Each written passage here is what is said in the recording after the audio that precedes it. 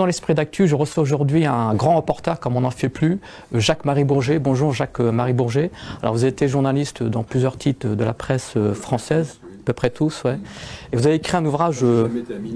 Ouais, heureusement. Alors vous avez écrit un ouvrage passionnant, Sabra Shatila au cœur du massacre, avec des photos de Marc Sibon, préface de Alain Louillot, qui est journaliste, ex-journaliste au Monde, et c'est édité aux éditions Éric Bonnier. Alors dans la préface de votre livre, vous avez donc couvert ce massacre et vous affirmez « Pourtant, nous n'avons jamais ni écrit ni montré tout ce dont nous avons été témoins les 17 et 18 septembre 1982 à Sabra et Shatila. Depuis 30 ans, notre vérité s'est enrayée comme un mot qui refuse de sortir. » Pourquoi ce silence de 30 ans? C'est vrai, c'est-à-dire que c'est... Quand on a vu une horreur pareille, parce que même si j'avais auparavant, à l'époque de Sabra Shatila, j'avais presque 40 ans, donc je n'étais pas un junior, et j'avais déjà vu pas mal de choses épouvantables. Mais il s'agissait de guerre, il s'agissait, même si c'était des guerres terribles, avec des massacres à l'intérieur de la guerre, des exactions, des choses comme ça. Là, une tuerie, une boucherie systématique contre des femmes, des enfants, des vieillards, des civils, des gens qui étaient en train de manger une omelette. Donc c'est un profond traumatisme. C'est comme ça arriver là-dedans, c'est absolument épouvantable, c'est l'enfer, on n'arrive pas à comprendre. Donc il y a eu le choc, et on a fait une enquête très rapidement pour essayer d'expliquer, qui n'a pas été publiée parce que bon, la presse n'était pas très demandeuse, et puis c'était fallait passer à autre chose. Il y avait Grace Kelly était morte, tout ça, hop, là, on tourne la page. Donc c'est resté comme ça. Moi j'avais beaucoup de travail, ça est toujours resté en moi. Puis là, bon, maintenant étant vieux, c'est une espèce de testament et puis de devoir. Mon photographe est comme moi. Mon bouquin, je l'ai écrit sans prendre un carnet de notes. Hein. Tout était dans ma tête. Lui, ses photos, elles étaient au fond du tiroir. Et j'avais juste à le sortir. Il fallait aussi trouver l'éditeur, parce que trouver un éditeur pour ce genre de livre, c'est très difficile, parce qu'ils se battent. Donc vous avez obtenu beaucoup... Enfin, il y a eu beaucoup de refus? Beaucoup de refus, oui. C'est-à-dire, oh, c'est une vieille histoire, ça ne nous intéresse pas, à quoi bon, etc. Donc là, il y a Éric Bonnier qui a eu le courage de publier ce livre, avec les photos, etc. Donc nous, on marque modestement notre pierre dans le mur de l'histoire, on verra bien. Peut-être que dans 10 ans, 20 ans, les gens retrouveront ce petit livre en disant, ben voilà... le témoignage qui a été publié, quoi. Alors avant de rentrer dans le vif des événements, donc on peut peut-être rappeler ce qu'était le contexte géopolitique à l'époque au Liban. Donc Israël envahit le Liban le 6 juin 1982. Vous êtes en France et vous décidez de partir pour le Liban. Ben, c'est-à-dire que ça s'appelait l'opération soi-disant Paix en Galilée. Moi, je suis allé couvrir cette opération qui a été, on l'oublie, extrêmement meurtrière, parce qu'il y a quand même eu 25 000 Libanais qui ont été tués dans cette opération. On n'en parle pas. On parle du massacre parce que c'était l'odieux dans l'odieux.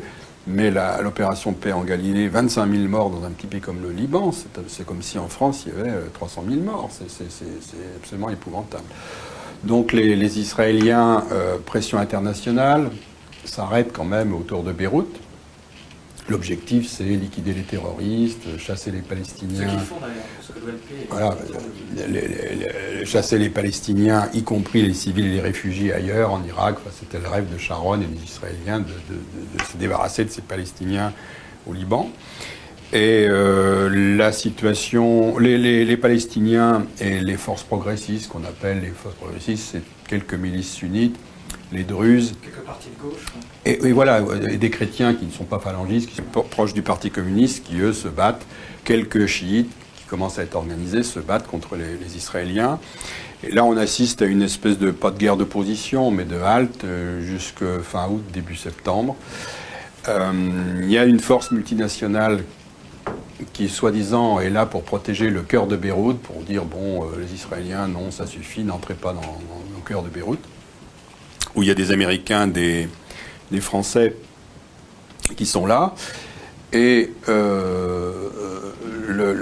subitement, aux alentours, je ne sais plus la mémoire, mais je crois que c'est autour du 10 septembre, après que les combattants palestiniens aient été évacués sur Tunis, la force d'interposition multinationale s'en va. Unilatéralement, sans prévenir, sans rien, les Américains, sous la pression des Israéliens, disent « bon, allez, on retire les troupes ». Et Mitterrand, au lieu de dire « non, on laisse les troupes à Beyrouth pour protéger les camps, puisque le contrat juré craché des Américains, des Français, etc. Près d'Arafat, c'était on protège les camps. Et donc ces gens, hop, on les évacue. Donc les camps, par définition, ils ne sont plus protégés. Mais l'opinion publique se dit les Israéliens sont des grands démocrates, donc il n'est pas question qu'ils touchent à une oreille d'un Palestinien. C'était ça le thème. Et Bécher Gemayel, le président élu phalangiste chrétien complètement lié à Israël, est assassiné le 14 septembre. Et pas dans un attentat, oui. Et là, Sharon dit bon, ben maintenant, aux phalangistes, faut vous venger. C'est les Palestiniens qui ont fait tuer Gemayel, ce qui était complètement faux. Il faut liquider les 2000 terroristes qui sont encore à l'intérieur de Sabra Shatila. C'est pas le début de la guerre contre le terrorisme, parce qu'on a connu ça en toutes les guerres, et le Fedaïn, où le résistant, c'est un terroriste. Là, tout d'un coup, c'est quand même dans l'ère moderne, l'apparition de la guerre contre le concept de guerre contre le terrorisme. Alors nous sommes le 16 septembre, vous êtes dans le camp de Sabra, et là vous avez comme un pressentiment. Non, le 16 septembre, je suis au cœur de Beyrouth, dans le quartier sunnite Basta, qui est le quartier ottoman, le quartier religieux sunnite, parce que les Israéliens sont en train de rentrer dans Beyrouth. Et moi, je suis passé dans leur dos et je suis allé au cœur de Beyrouth. Donc c'est l'offensive israélienne. Le 16 septembre au soir, on voit le ciel s'illuminer d'obus éclairants. On se demande pourquoi, on ne comprend pas très bien. Et le 17 au matin, ça y est, le Beyrouth est tombé, les Israéliens occupent tout Beyrouth. Et on entend dans les zones des camps au sud de Beyrouth encore des tirs. Bon, et mon photographe, qui lui était à l'époque plus habitué que moi encore à Beyrouth, dit mais qu'est-ce que c'est cette histoire? Pourquoi il y a encore des tirs dans les zones des camps? Donc nous on y va. Et étonnamment, il y avait peut-être 150 journalistes à l'époque à Beyrouth. Personne ne se soucie des camps. Personne. Il y a une équipe qui a filmé vaguement des types dont on découvrira que c'est des phalangistes qui passent dans un trou pour rentrer dans le camp par un mur, dans un trou dans un mur. Mais rien, personne. Donc nous c'est le vendredi après-midi. On traîne un peu dans le haut de Sabra. Il y a des tirs, il y a une roquette qui nous passe à côté, etc. Mais bon, en même temps, il y a une femme qui nous offre le café. C'est pour ces gens-là, très habitués, hélas, au combat, etc. Bon, mais ce qui nous a étonné, c'est qu'on a vu pas mal de gens quitter le camp, sans courir, mais quitter en silence, avec des visages absolument de terreur. On n'a pas compris. Il y avait des vieux, des enfants qui traînaient des vieux, tout ça, ils partaient. Et donc ce vendredi soir, je dis à mon photographe, à Marc Simon, comme la veille on avait dormi chez l'habitant, tiens, on va dormir dans le camp. Et il m'a dit, mais t'es malade. Il a compris qu'il y avait quand même une forte tension. Si on nous découvre, on nous tire dessus, on est mort. Donc on est rentré à l'hôtel et le 18 au matin, on est retourné très très tôt dans le camp. Et là, vous retournez dans le camp et là vous découvrez l'horreur absolue. C'est-à-dire qu'à l'allée principale du camp, il y avait quelques morts. Mais bon, dans un combat, il y a des morts. Et puis à un moment, je prends à droite une ruelle. Et là, on tombe sur l'apocalypse, quoi. Des enfants coupés en morceaux, des femmes au sein coupé, violées, des gens poignardés, des corps traînés derrière une camionnette au bout d'une chaîne, enfin des choses... voilà, et on a eu beaucoup de mal à comprendre. Que bon, bah ça y est, ce qu'on craignait a eu lieu, c'est-à-dire le massacre. Il y avait déjà un bulldozer qui faisait des trous pour enterrer des corps à pleine pelle et tout. C'était absolument... Alors je vais lire un passage de votre ouvrage. Donc vous affirmez, nous avançons, chaque maison a été salle de torture avant d'être à tombeau. L'épouvante, c'est bien ça, l'épouvante, elle nous fait oublier l'odeur, les insectes restés seuls vivants, les liquides et le sang. Oui, c'est ça. C'est-à-dire que là, vous êtes... c'est comme si on avait été satellisé, qu'on se retrouve, je sais pas où, sur une autre planète, sur la Lune.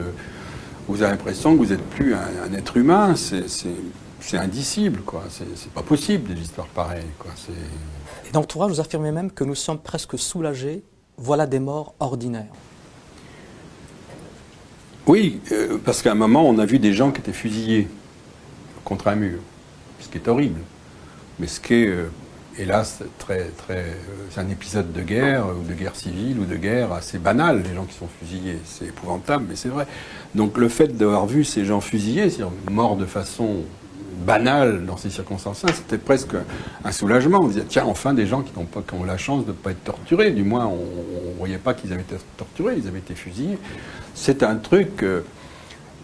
ce qui nous a effrayés, c'est le côté systématique, lourd, maison par maison, enfin...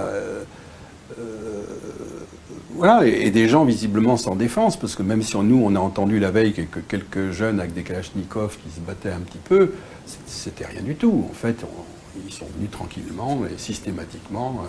Les Israéliens, en plus, encerclaient le camp et empêchaient les gens de fuir. Et ils étaient là dans la nasse et on les a égorgés comme des poulets, quoi. Alors, quel rôle a joué l'occupant israélien? Vous affirmez que l'envahissement de Sabra et Shatila a été programmé par l'armée israélienne. Oui, on a trouvé un plan daté du 17 septembre, alors que Raphaël Eitan, le chef d'état-major de l'armée israélienne, disait qu'il n'a jamais été question de rentrer dans les camps. Nous, on a un plan dont on met la photo, qu'on a trouvé, qui avait été oublié dans l'état-major. Le 17 septembre, il y a les flèches et on envahit les camps. De toute façon, Sharon, maintenant, on a quelques verbatims, il y a des éléments, il y a très peu, mais il y a quelques historiens qui s'occupent d'essayer de savoir un peu ce qui s'est passé. Et Sharon avait mis une pression absolument absolue sur les phalangistes pour qu'ils rentrent dans les camps. Alors, Bachir Gemayel, malin, avait compris que par rapport à ses amis sunnites, parce que lui, il fallait qu'il soit élu président de la République, donc il fallait qu'il ait les voix des sunnites, donc c'était un peu difficile de soutenir ça.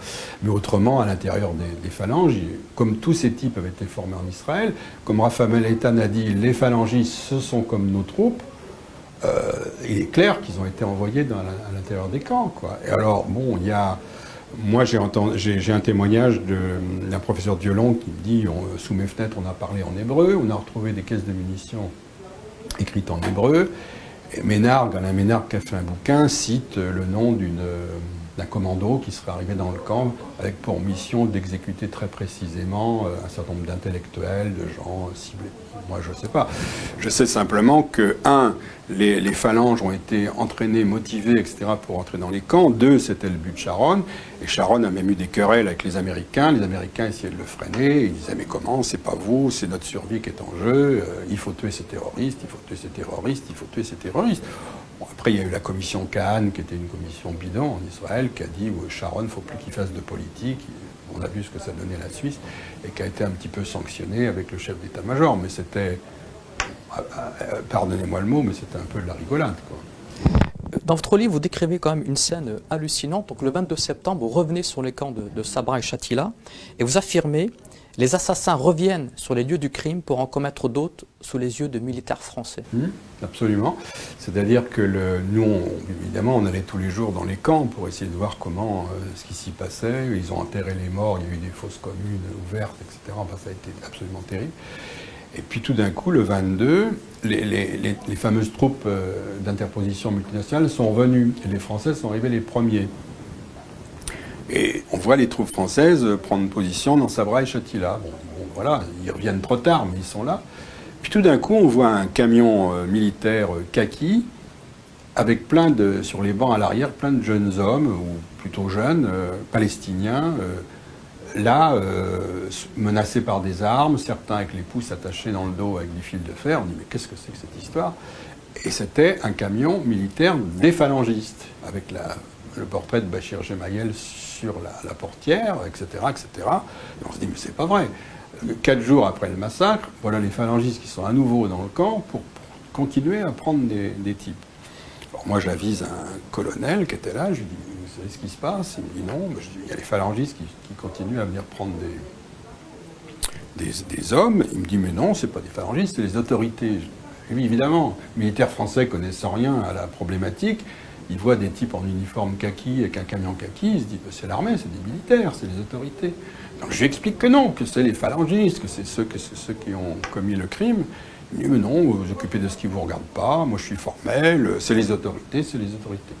Donc après j'ai alerté Régis... Oui, vous lui envoyez un texte, et vous le rencontrez même? Oui, que je ne connaissais pas, mais à l'époque Régis Debray en 82, conseiller de François Mitterrand, je pense que c'est un honnête homme, je dis, bon, je ne vous connais pas, mais je vous envoie un telex, il se passe des choses terribles, il ne m'a jamais répondu.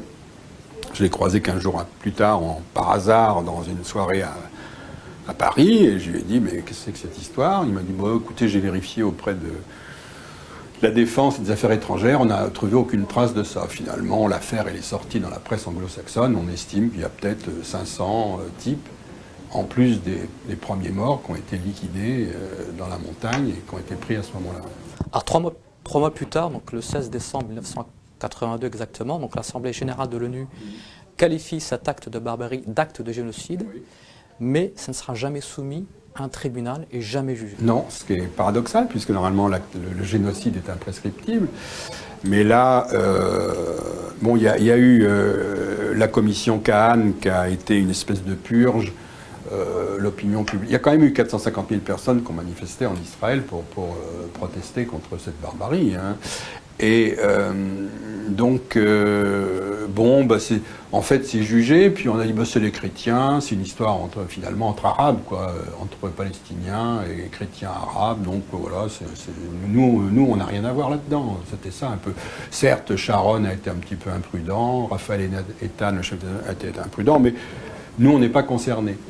Donc, après, il y a une commission d'enquête Germanos au Liban, mais très vite, ça s'est perdu dans les sables. On a voté une loi d'amnistie, un peu comme la loi qui protège en France l'OAS ou les criminels de guerre en Algérie, c'est-à-dire qu'on n'a plus le droit de les juger ni de les condamner.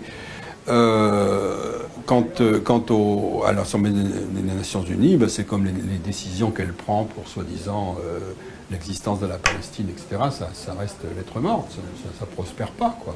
Donc c'est très étonnant, mais voilà. Et comment expliquez-vous en France, par exemple, on célèbre entre guillemets le 30e anniversaire de ces massacres, comment expliquez-vous ce blackout médiatique? Oui. Bah, je crois que la cause palestinienne, qui a été une cause très liée au courant internationaliste, généreux des années 68, 70 jusqu'à 80, pas mal liée quand même au mouvement marxiste, même dans ma bouche, c'est pas péjoratif, mais enfin, libération des peuples. Anti-impérialiste. Ah, voilà, anti-impérialiste. Maintenant, tout ça, c'est fini. L'anti-impérialisme, ça n'existe plus. Maintenant, on envoie des troupes en Afghanistan pour faire je sais pas quoi, lutter contre on sait pas qui. On envoie des troupes détruire l'Irak pour des trucs qui n'existent pas. Enfin, il y a une reconstruction du monde occidental qui fait que les Palestiniens, c'est devenu des terroristes. Ils sont sur les listes noires. Qui veut s'en occuper est soit un antisémite, soit un rouge-brun, soit je ne sais quoi. Donc c'est extrêmement difficile. Puis il y a eu la division des Palestiniens entre eux, mais à mon avis, ça n'explique pas du tout la chose. C'est-à-dire que la cause palestinienne, maintenant, ça apparaît comme c'est plus à la mode, c'est un peu ringard. La preuve, c'est que les gens disent « Ah, mais le conflit israélo-palestinien ». Mais il n'y a pas de conflit israélo-palestinien. Il n'y a pas de conflit. Il y a un pays qui occupe indûment un autre, c'est tout. Mais il n'y a pas de guerre, il n'y a pas de conflit. Quand j'entends ça, moi, je ne supporte pas. Il n'y a pas de conflit. Mais vous vous êtes journaliste, vous avez travaillé pour de nombreux magazines de la presse française. Est-ce qu'on peut parler de ce sujet sans subir des pressions? C'est-à-dire que la pression a suivi le mouvement que j'ai expliqué tout à l'heure. C'est un fait qu'il y a 30 ans, 20 ans, c'était plus facile de s'exprimer sur les Palestiniens, parce que c'est vrai que c'était un déni de justice, il y avait des séries de massacres, de malheurs, de tout ce qu'on veut. Et puis maintenant, ça y est, c'est-à-dire que le Palestinien, c'est le terroriste, ou un radical religieux, ou voilà, on en arrive même à réécrire l'histoire du genre, on a proposé à Arafat de signer des papiers, la paix et tout, il a refusé, c'est faux, on ne lui a jamais rien proposé. Donc on est en train de faire un enterrement systématique des Palestiniens. Quand on voit ce qui se passe avec les colonies, mais c'est hallucinant, vous avez des colons qui tirent sur les gens, les enfants, etc., dans l'impunité la plus totale. C'est absolument effrayant. Merci à vous, Jacques-Marie Bourget. Je rappelle le titre de votre ouvrage, Sabra et Shatila, au cœur du massacre, avec des photos de Marc Simon, aux éditions Éric Bonnier. C'est vraiment un livre que je recommande particulièrement. Merci à vous.